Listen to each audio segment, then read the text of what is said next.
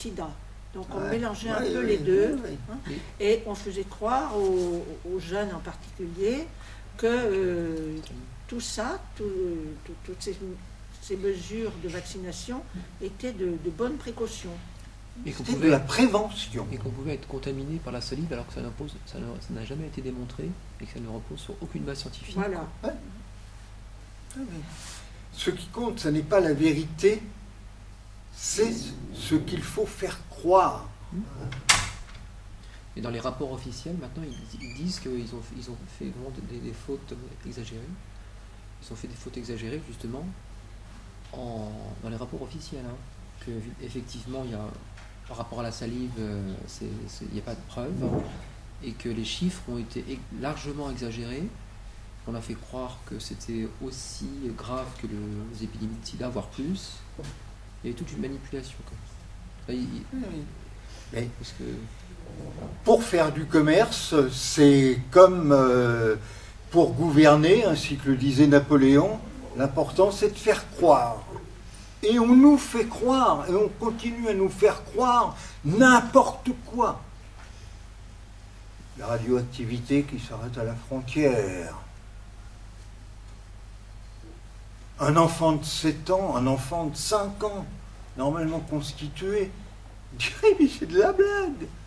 Eh bien, on livre ça au peuple souverain.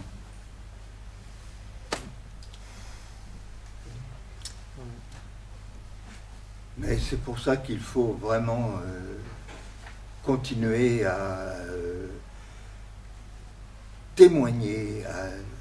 Les faits sont les faits.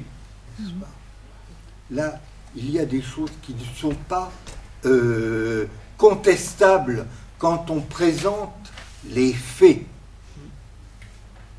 Malheureusement, pour nous, ça a été jusqu'à l'irréversible, puisque... Là, et on s'est aperçu que le drame n'arrive pas qu'aux autres. Mais que c'est pas non plus un cas unique, que ces situations, témoignages encore hier, se multiplient, et malgré tout, c'est comme une sorte de bulldozer qui avance, qui avance, qui avance, et dans nos démocraties totalitaires, eh bien, on n'est plus pas tout à fait à ferme ta gueule, mais cause toujours. Et ça ne sert à rien. C'est ça qui est absolument, je dirais, quasi désespérant. Ça ne sert à rien, mais avec l'épisode H1N1, on a bien vu que les citoyens français n'ont absolument pas suivi les recommandations des officiels et qu'il n'y a eu que entre 5 et 7% de la population, c'est leur chiffre, c'est sûrement moins d'ailleurs, oui. Il n'y a eu que 5 à 7% des personnes qui se sont vaccinées, alors que là le matraquage avec la ministre de la Santé Roselyne Bachelot était vraiment scandaleux. Ce sont des gens qui devraient être poursuivis, mais à la télévision, il y a la justice a d'autres choses à faire pour des petites babioles, des petites choses.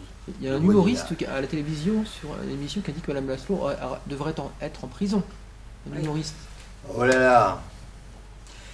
Vous savez, là, on retrouve, et là, c'est pas pour dire une vieille fable, mais les anarcho-syndicalistes au début du XXe siècle disaient « Voler un pain, vous irez en prison.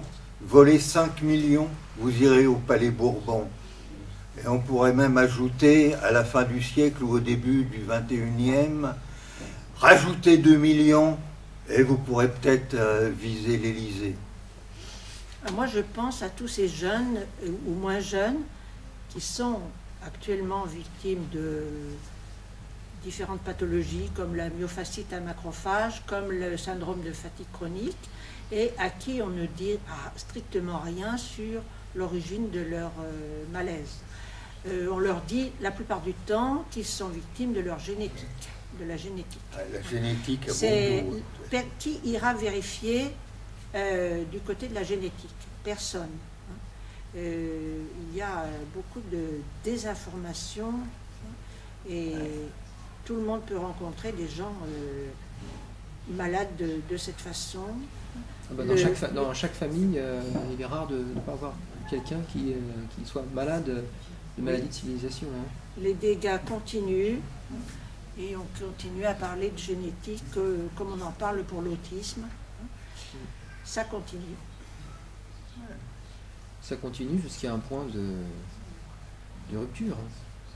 De toute dictature, l'Empire romain s'est écroulé un jour, progressivement.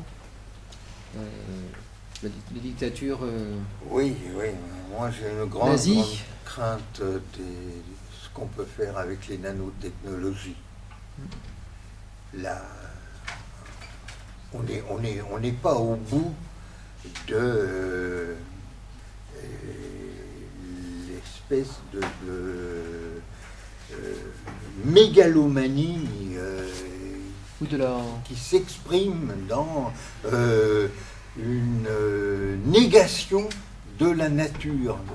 On oublie complètement un petit truc de bon sens que on entend à la campagne. La nature, on ne peut la commander qu'en lui obéissant.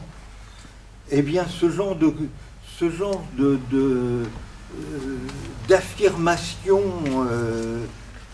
élémentaire mais primordiale, on nie ça dans les grandes écoles. Ou du moins, on fait comme si ça n'existait pas.